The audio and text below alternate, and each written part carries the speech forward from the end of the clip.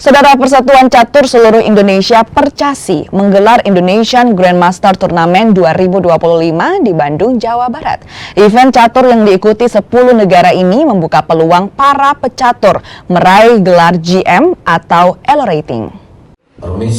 Di bawah Sebanyak 24 atlet catur dari 10 negara diantaranya Indonesia, India, Azerbaijan, Mongolia, Australia, dan Korea Selatan ikut meramaikan Indonesian Grandmaster Tournament 2025 di Bandung, Jawa Barat. Persaingan Indonesian Grandmaster Tournament 2025 semakin sengit setelah keikutsertaan atlet Azerbaijan, Grandmaster Eltat Salvari dengan Elo Rating 2609 dan atlet asal Korea Selatan Grandmaster Jung Hyuk Lee dengan Elo Rating 2426. Ketua PB Percasi Utut Adianto memberikan acungan jempol untuk 12 pecatur yang mengikuti Indonesian Grandmaster Tournament 2025 namun tetap tidak membebankan target. Kalau saya ini orang yang nggak pernah ngasih target. Kalau kita ngasih target nanti beban. Atlet kita nih kalau dibebanin malah jelek. Pokoknya main bagus saja. Kalau bagus kita pasti ingat.